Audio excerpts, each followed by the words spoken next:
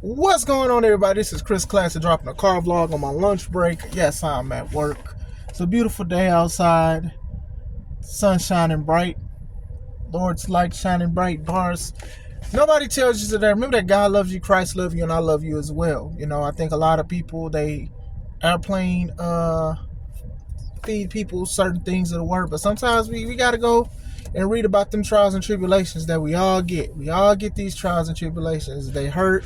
Some of them we'll never be 100% from. Our bones break, our heart break, and a lot of things. But we can heal and we can find refuge in the Lord. And that sometimes that's easy to say, but it's 100% true. So always remember that, and I am praying for everybody, as I do hope you guys pray for me. Make sure you subscribe to this channel, the Taking Home Podcast, where I talk about professional wrestling topics. Make sure you also subscribe to C3 Ultimate Wrestling. Despite the fact of everything that I'm doing and going through behind the scenes and in front of the camera, we gonna make it. Tomorrow, less than 24 hours, Red, Fight, and Blues. Very excited for the show. Second show of the year. Get your tickets on Eventbrite until 3 o'clock. Now, you have until 3 to get the Eventbrite tickets, which are $5 off. But you can get tickets at the door, but they will be regular prices. So it'll be $5 more than what they'd be on Eventbrite, the regular price. Crown Point, Indiana, _ Sports Academy, showtime 1 o'clock. I wanted to talk about some random things before I went back into work, because I ate my burrito ramen. It was very delicious. The first is Mercedes Moné's interview she did on Hot 97. First of all, shout out to the host. I think that she was very respectable to not only Mercedes, but to the wrestling business. One of the reasons why I don't listen to a lot of interviewing wrestlers is because they try to pull that curtain back. Oh, well, I heard this and I heard that. Like Ariel Helwani, right? Like, I know he's big in the business and other sports and stuff, but to me, he be saying stuff people don't want to say. And then even when he interviewed CM Punk, Punk was like, yeah, I'm not going to talk about this. I'm not going to go much into it because, I understand you're trying to get the inside scoop, but sometimes you get the inside scoop by staying outside and you get certain things. So I think the lady was respectable. She said she didn't know 100% about certain things. She did her research on her life that she made available to be researched upon. Speaking about Mercedes, it was pretty good.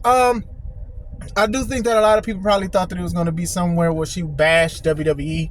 She technically didn't. I mean, she said some stuff that we kind of knew already. Like, she was saying, like, she didn't like how she was being dealt with and talked to in the company. That was one of the reasons why she left.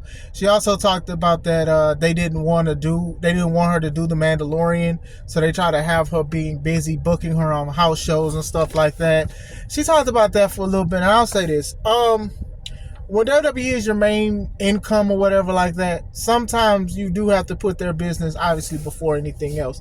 Now, do I think that they can be petty? Oh yeah. And most of the time when people are talking about bad things, especially with WWE, they mean Vince and his cronies, but they just don't say Vince. Now, on the other side of the coin, I'm not going to sit here and say that Paul Levesque has been making the best decisions for everybody, because like I said, everybody's not going to be happy with the direction. One of the videos that I did get a lot of views on, a lot of people agreed with me, was that, just because it's a new captain, it doesn't mean that you're not going to have angry sailors. Like, it's just one of those things where you got to understand, like, as a promoter and as a booker or whatever. But Vince has done things where he wanted to cap people, or he felt that they shouldn't do this and you shouldn't deserve that, borderline being a hater, that.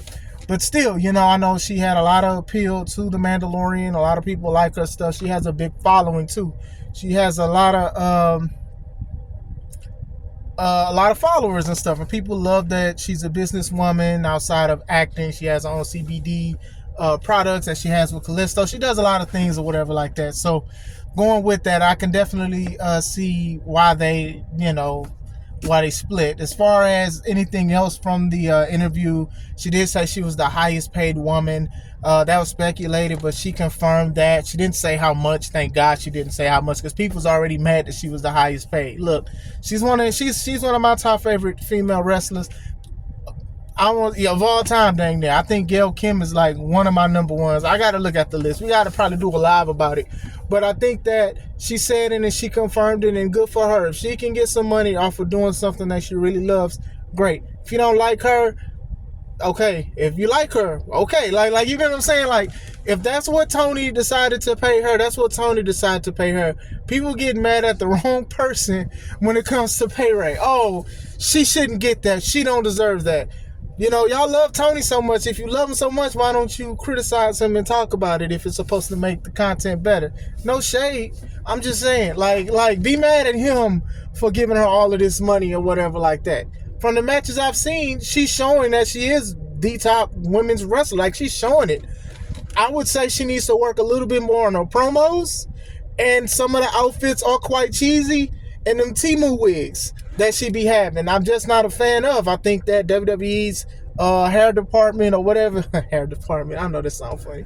I think they did her better with her hair. I don't like some of the stuff. It looks a little cheesy and a cartoonish, and this is coming from somebody who's a superhero in professional wrestling. But I do love Mercedes Mone. I do love her moves and stuff. A lot of people are still talking about her match with Stephanie Valcour.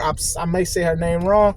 People are saying things when she went against Willow. Like, a lot of her matches have been solid. You know, a lot of people, they wish bad upon her when she was involved with the match where Paige got injured. A lot of people was like, she should go somewhere. She should, you know, some horrible stuff. And, you know, she said she went into depression, and I am glad that she got out of that. Because, you know, people do mess up. Accidents happen, and things can do something where people get permanently hurt and never recover from. But still, you know, if Paige, who is Saraya, forgave her, everybody else should forgive her too. You know, I don't think it was like a spiteful kick or anything like that. These kind of things happen. It's definitely an accident. Going back into it, yeah, she talked about that for a little bit. It was more girl talk than wrestling. Like, she was like, the lady was like, if you could be stranded on an island with 3 things, what would they be? She said her 3 dogs. Mind you, she's married. And the girl was like, what about your husband? Yeah, I love my husband, but 3 dogs. Now the social media climate on relationships and marriage is already piss poor. But dang, you ain't even gonna have your husband on the island with you. Look, I don't care how mad I am at my wife at the time or whatever. She gonna be on that island with me. He gonna be on the island with me. We can have our other people and all that, but for sure, the first pick is gonna be my old lady. I was like, oh, come on, yeah, you kind of bogus for that. She talked about her husband's gear making for a little bit.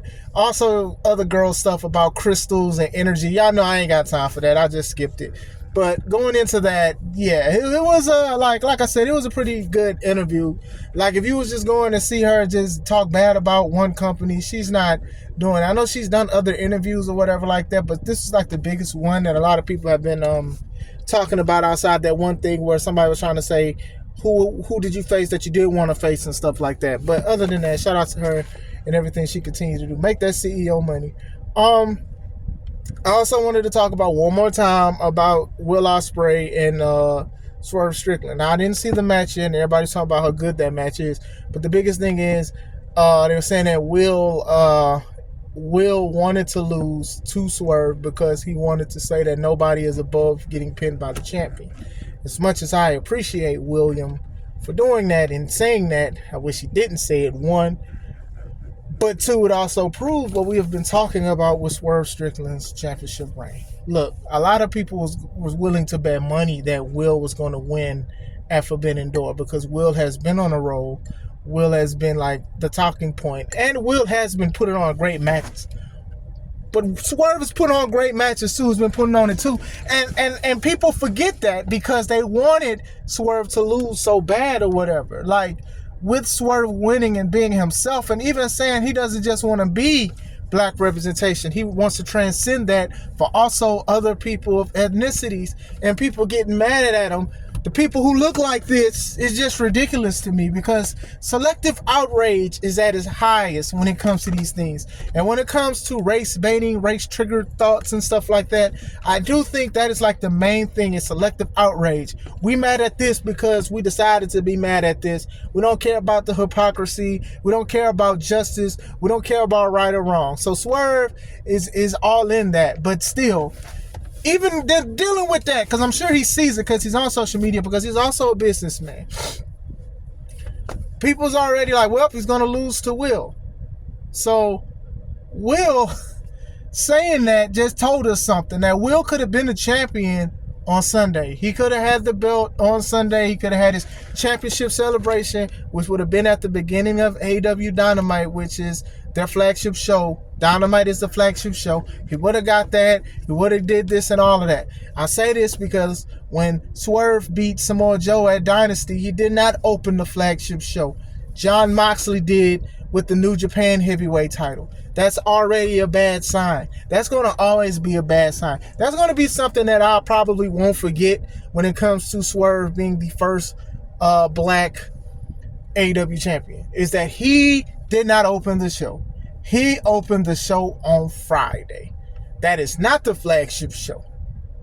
He should have opened the flagship show because that is the top show that people are looking at. That's where the eyes are on. Usually more eyes is on the product the first few minutes, the first few hours. And the fact that they did not give Swerve, that is sad. Some of the matches he's had, I'm not really mad at, because AEW does a thing where it's random people going against each other or whatever like that. I think he's making the best of what he can do. It's just that I don't think AEW has been doing the right thing, doing right by him. And when Will wins the belt, we can definitely talk about the differences, because you bet your bottom dollar it's going to be a difference. So I will say that as far as it. So shout out to Will for doing the right thing, because Will definitely should have ate that loss. He definitely should have took the loss. He already has a belt. Y'all have him basically being good and basically being undefeated in AEW, when you go against the world champion and you lose. That's a good way to show that he is the future of the company, or he is the now of the company. So it was very good. I can't wait to watch their match. Swerve is doing the best with what he got. He's getting lemons. He's making lemonade. Hopefully lemonade frost from Chick-fil-A, because those are good. Those frosted lemonades are very good. I recommend.